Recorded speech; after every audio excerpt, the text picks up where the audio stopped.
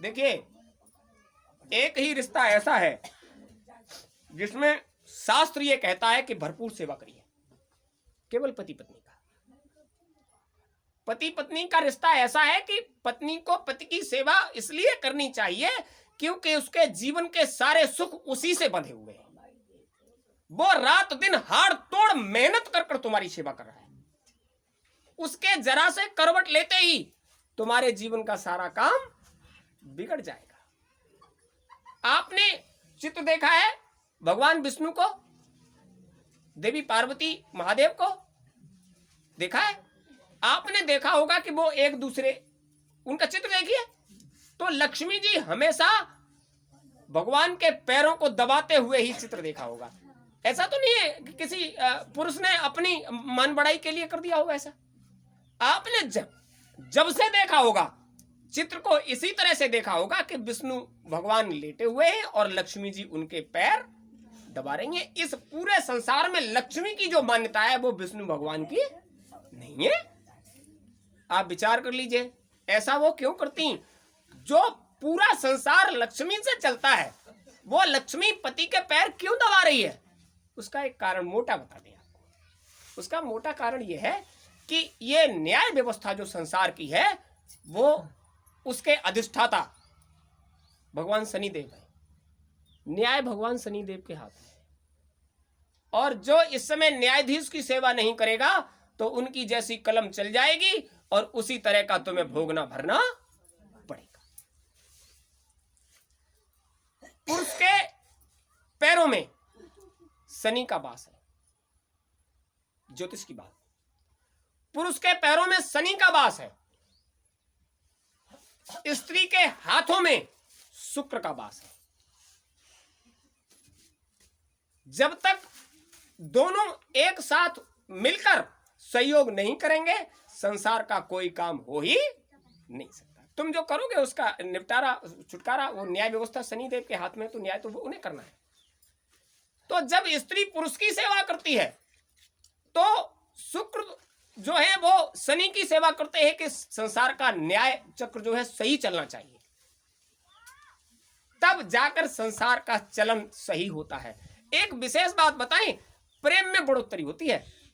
शुक्राचार्य असुरों के गुरु हैं और सेवा से सभी प्रसन्न हो जाते हैं। तो जब जीव इधर आया था तो जीवात्मा ने उस प्रभु से, उन अनामी महाप्रभु से, उन गुरु महाराज से पूछा, आपने हमें क्यों भेज दिया? हम जब से इधर आए हैं ये लोग अपने मनमाने व्यवहार कर रहे हैं। बोले नहीं तो पहले तो ऐसी बात थी नहीं, सब लोग बड़े प्रसन्न थे, बड़े आ जा रहे थे। तुमने कुछ न कुछ परिवर्तन कर लिया होगा अपने आचरण व्यवहार में।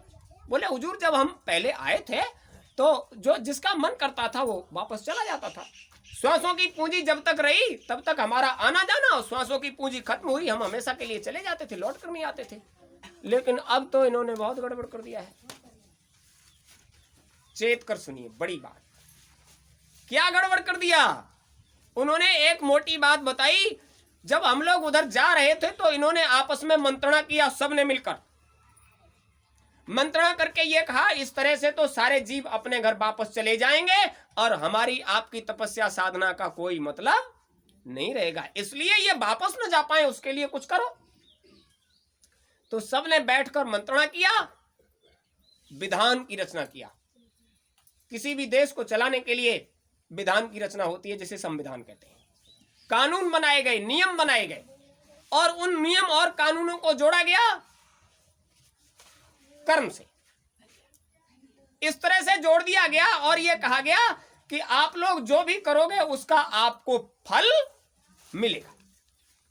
आप कुछ करो और जो भी करोगे उसका आपको फल मिलेगा। फल, अब चूंकि पहले आए थे फल वल की तो कोई चर्चा ही नहीं थी, ये नई चीज आ गई फल। जीवात्माओं में आपस में जो शरीरधारी जीवात्माएं उतर कर आई, उन्होंने आपस में चर्चा किया। हमारे देश में ये अल फल की तो कुछ चर्चा होती नहीं है, ये फल क्या होता है? बोले करो तब पता चलेगा, कुछ करोगे तो उसका फल मिलेगा। और ये नहीं कहा गया तुम क्या करोगे तो उसका क्या फल मिलेगा।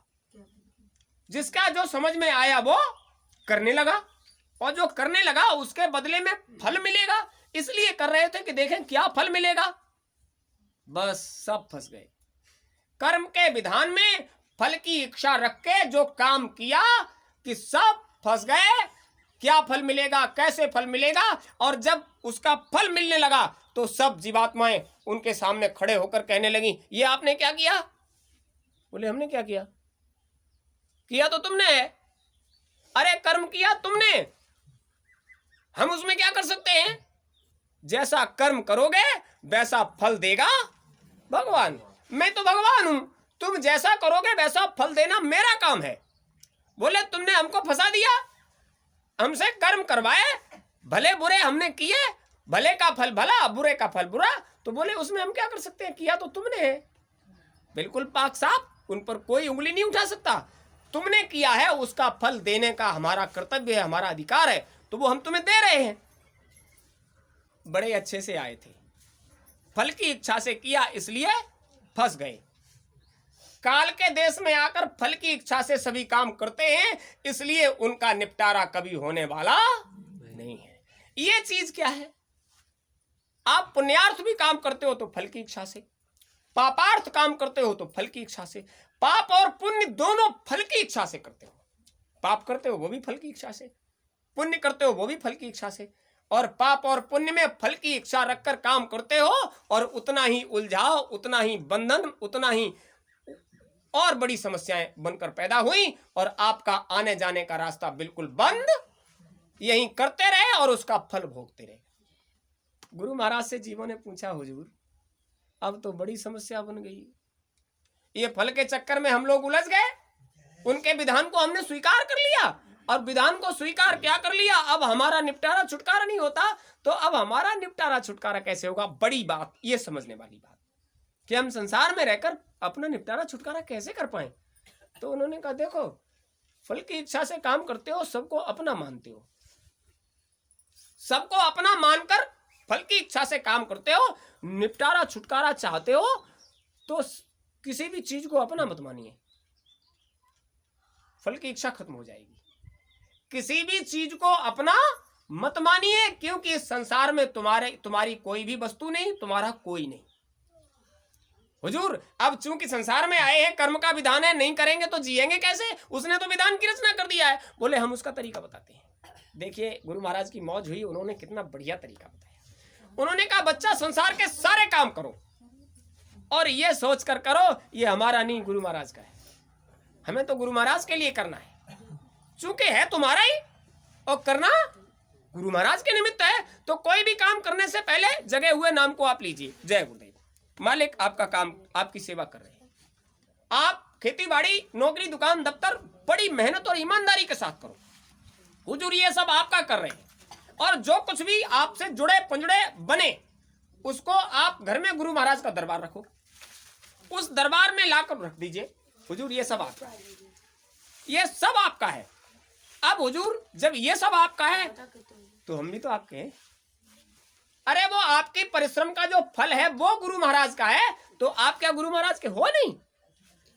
हुजूर महाराज ये सब आपका, और उसमें से हिसाब लगाकर बता दीजिए, हुजूर हमने इतना मेहनत किया, ये सब आपका है, अब आप हमको बताइए कि हम अपनी व्यवस्था में कितना कर दें। तो हुजूर हमारी व्यवस्था के लिए इतना चाहिए, इतना चाहिए, इतना चाहिए, इतना बच्चों की पढ़ाई के लिए, इतना खेती बाड़ी के सुधार के लिए, इतना हमारे भरण पोषण के लिए, इतना हमारी सामाजिक व्यवस्था के लिए, इतना हमको चाहिए। हुजूर हमने 100 कमाया, 90 तो व्यवस्था में चला गया, आपका 10 रह गया, मालिक इसी में खुश हो जाएगा। अरे तुमने हमारा हिस्सा तो डाला, 2 डाला, 5 डाला, 10 डाला, जो भी डाला वो डाला, तो चूंकि हमारे आगे लाकर रख दिया तो तुम हमारे हो, तो तुम्हारी तो व्यवस्था करना हमारा काम है। देखिए कितना सरल उपाय, आप अपनी व्यवस्था में सब लगा लीजिए, लेकिन उसमें से हुजूर महाराज का भी बताइए, हुजूर इतना तो इस व्यवस्था में लग जाएगा, अब इतना बच गया, ये आपको समर्पित करते हैं। तुमने 100 कमाया और 2 बचा, हुजूर आपके लिए 2 ही बचा, ये था तो सब आपका, लेकिन हमने व्यवस्था में लगाया तो ये 98 खर्च हो गया, अब 2 बचा है, बचाइए जरूर। हुजूर एक ही बचा, जो बच गया वो हुजूर महाराज के आगे जब रखोगे तो खर्च होते होते जो बच गया वो गुरु महाराज का। देखिए बड़े बूढ़ों की बड़ी कहावत, खाते खाते बच जाए वो बीज और मरते मरते बच जाए वो पुरखा। खाते खाते बच जाए वो बीज, और मरते मरते बच जाए वो बड़ा बूढ़ा। अरे बड़ा बूढ़ा वही तो होगा जो मरते मरते बच जाए। जो बच गए वही तो बड़े बूढ़े हैं, और जो मर गए वो बड़े बूढ़े कहाँ हैं? अब वो तो चले गए। तो मरते मरते बच जाए वो बुजुर्ग बड़ा बूढ़ा, और खाते खाते बच जाए वो बीज, उसको बो दीजिए, अगली बार के लिए हो जाएगा। तो आप समझ लीजिए सेवा करते करते बच जाए वो गुरु महाराज का, और जो करते करते, अब ये मत सोचिए कि हुजूर महाराज ये सब तुम्हारा है और सारा का सारा हमारा है। नहीं भाई, उसका एक कायदा है। अगर कर्म के विधान से अपना बचाव करना चाहते हो तो हुजूर महाराज ये आपका सब, इस व्यवस्था को करते करते यहां तक पहुंच गए। अब इतना बचा हुजूर, इतना ही बचा। अब ये हम परमार्थ में लगा देते हैं, न हम पुण्य में लगा रहे हैं न हम पाप में लगा रहे हैं, इसे हम परमार्थ में लगा रहे हैं। इसके बदले में हम कोई फल की इच्छा नहीं रखते। जब आप फल की इच्छा को त्याग कर परमार्थ में अपनी मेहनत ईमानदारी को लगाओगे तो तुम्हारे ऊपर कोई भी कर्म कर्जा लदने वाला नहीं है। और जब कर्म कर्जा सर पर होगा ही नहीं तो तुम्हें कोई भी रोकने वाला नहीं, तुम अपने घर जाओगे, रास्ते में कोई भी बाधा आने वाली। इससे भी कोई सरल उपाय हो सकता है?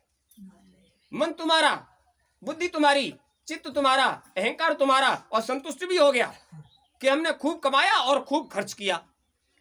क्योंकि हुजूर महाराज का हमने अपने जीवन में हिस्सा डाल लिया है परमार्थ का। जब हिस्सा डाल लिया है तो उससे फल की इच्छा मत रखिए। चतुराई चालाकी को दूर हटाकर रख दीजिए। देखिए हुजूर महाराज ने क्या चतुराई चालाकी की थी? अभी दादा गुरु ने पुरानी सदरी पहन ली थी। वो चतुराई चालाकी वाले थे, वहीं से सोच कर आए थे। देखते हैं आज वो कैसा महात्मा है। अच्छा, संत मिलन को जाइए, तज माया अभिमान। माया और अभिमान को त्याग कर जाइए महात्मा के पास। और तुम माया और अभिमान दोनों को लेकर आए तो उन्होंने ऐसी वेशभूषा बना ली कि तुम्हें देखते ही मना रहे कहां चल रहा है, कोई महात्मा महात्मा है, फटी फटाई सदरी पहने, ये कोई महात्मा सात्मा है? यही सोच के तो चले आए। अरे ऐसे होंगे वैसे होंगे।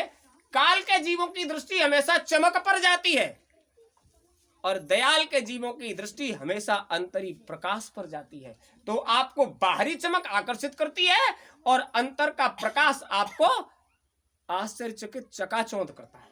तो आपको चकाचौंध की आवश्यकता है या चमकचौंध की?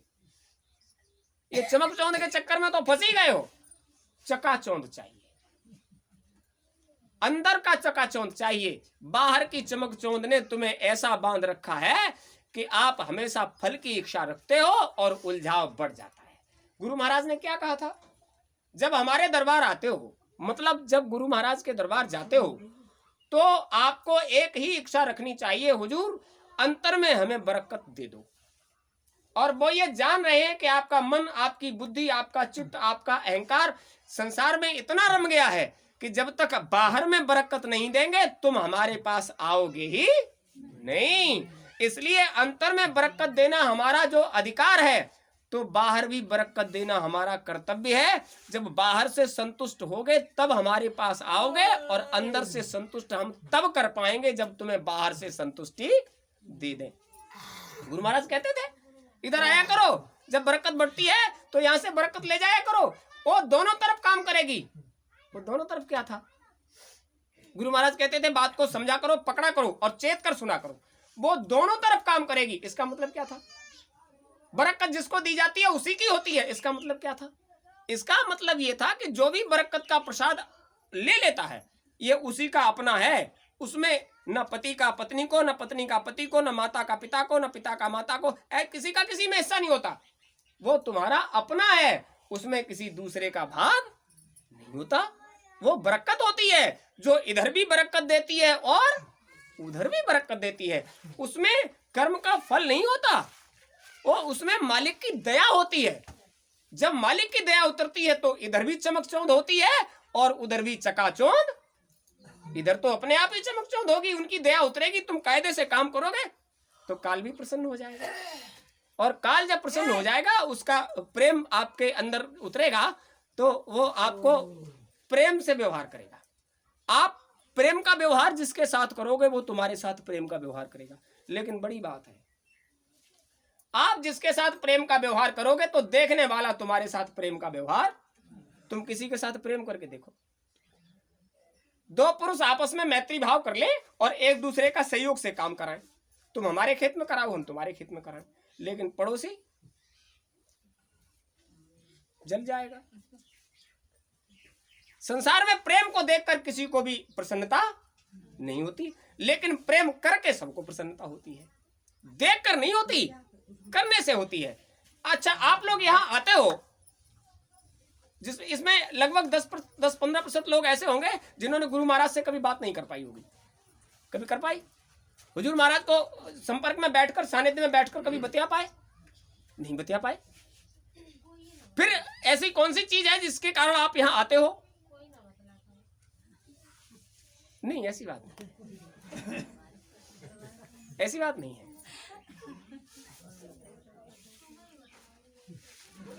बतियाने का मतलब यह है कि हुजूर महाराज सामने हो और आपने अपने मन की कह ली हो। हुजूर महाराज को तो दया उतारनी होती है, आपने अपने मन की कह ली हो। हुजूर महाराज की जब मौज होती थी, देखो देखो, उसके लिए कुछ करना होता है सरस्वती, उसके लिए कुछ करना होता है। हुजूर महाराज से जैसे आपकी तमन्ना रह गई, हम बात नहीं कर पाए, उसके लिए आपको कितना करना होता है कि हुजूर महाराज बुलाकर बात करें, बच्चा इधर आओ या बैठो, हमसे बात करो। कुछ न कुछ तो बात होगी, आपको कुछ न कुछ तो परिवर्तन करना पड़ेगा अपने कार्य व्यवहार में, अपनी सेवा में, अपने क्रियाकलाप में, अपने व्यवहार में, आचरण में कितना परिवर्तन